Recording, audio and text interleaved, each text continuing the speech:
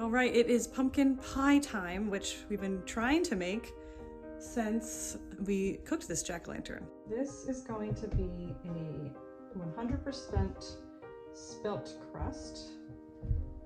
I do not do well with modern wheat varieties, but I do pretty well with the ancient grains. And such a good time to live because this is white spelt, so it's like all-purpose flour. The hull and the bran is removed. And the great thing about spelt is it performs very similarly to whatever modern wheat it is that you would typically see. It does tend to absorb a little less water, but for a pie crust, that's pretty easy to deal with because you're just adding enough water to moisten as it is. When I am substituting spelt flour for all-purpose flour, I will use the right amount of flour that the recipe calls for because salt is adjusted for the amount of flour. Whether you use more or less water, in spelt's case it's usually less, then that won't affect the way the flavoring is from the salt. So you want to use the same amount of flour, different amounts of water.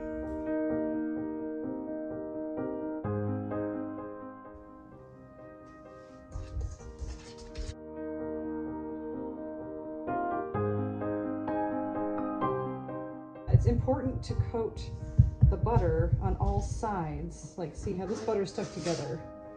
So when you open it, there's butter that's not coated in flour. It's important to coat all sides in flour, and that is what starts to create that flakiness that you want in a pie crust. There's another look at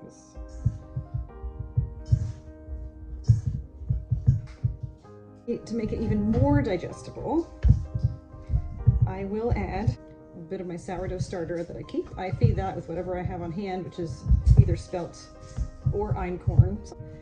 I'm going to add the starter to the water and thoroughly blend that. I do keep my starter in the refrigerator. So I'm going to put a dash of water.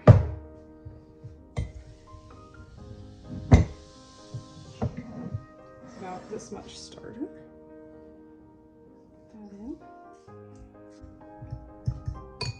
All right, I'm down to one hand here because I got Nora. She woke up. Now this is still quite full, so I will just put this right back in the refrigerator, and I just keep using it from here. Not that much, maybe a little bit more each time to make bagels, English muffins, bread, and then when it gets low, I wait until there's just the bits around the edges. That really refreshes your starter nicely. When it gets low, I'll feed it again, usually with whatever flour I have the most of at the time. Lately it's been this einkorn that I have.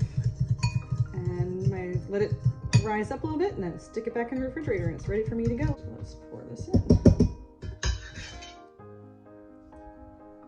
It's not a very warm day here, but I am going to put this as far from the wood stove as I can.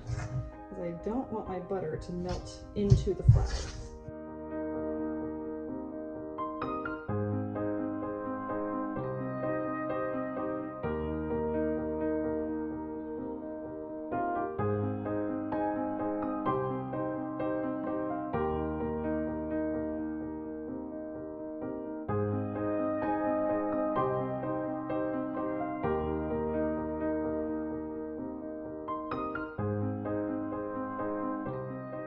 There's one.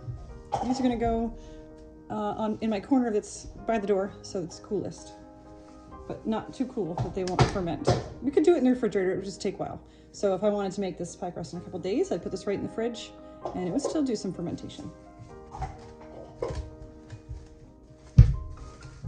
This one I will let ferment as well, and then it will go in the freezer when the other one goes into the refrigerator. So then I'll have a pie crust for another time. I have taken my chilled pie crust out of the refrigerator. It's been there, well, this is 2 days later, so it's been there for a little while. And one of them is in the freezer, and this one I'm going to bring a little bit warmer so that I can roll it out because butter gets quite hard in the refrigerator.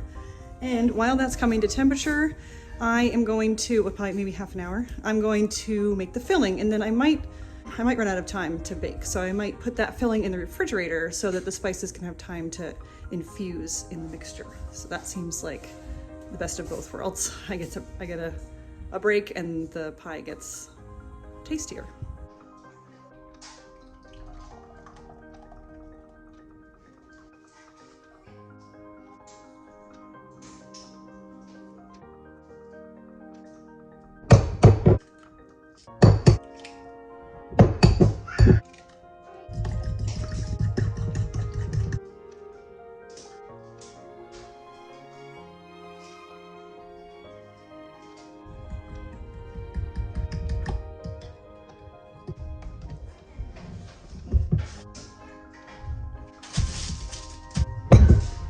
Here is my friendly reminder to ferment whatever you can. This is oatmeal raisin cookies that I took my starter and I added, I don't know, 1/4 cup of starter right to the dough here. And that was around lunchtime. And I let it sit on the counter until bedtime, around 7, 8 o'clock, kids bedtime. And then I put it in the refrigerator, because I knew I didn't feel like portioning it when it was soft. It's much easier when it's cold.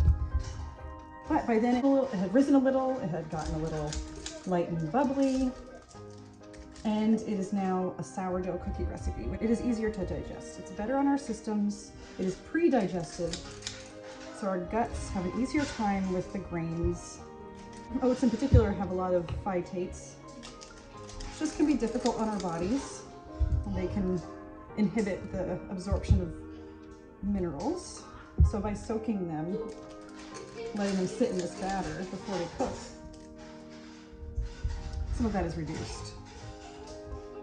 So a couple of benefits to letting that ferment, and it's so easy. It's not, I didn't do anything special with the recipe. I just added a little bit of my starter and let it sit, and that's all it takes.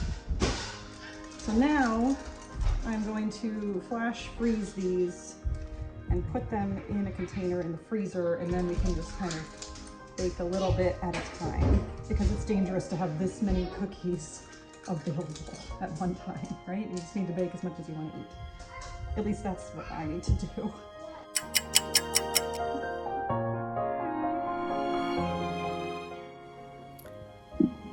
I baked this pie crust, after I pricked it with a fork, I baked this pie crust with the weights at 425 for 15 minutes.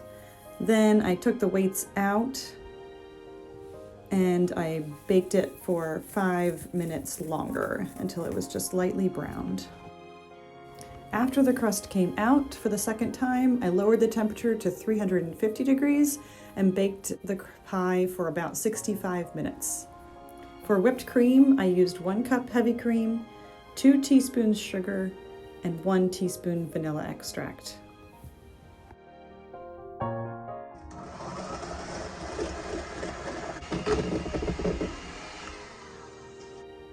This pie was really good. It came out even better than I expected. I didn't know I could make a pumpkin pie so well. I will link the recipe below. It's an Ina Garten recipe. But do you see across from where I'm cutting this piece out that one of our kitties took advantage of all of us turning our backs and ate some of it?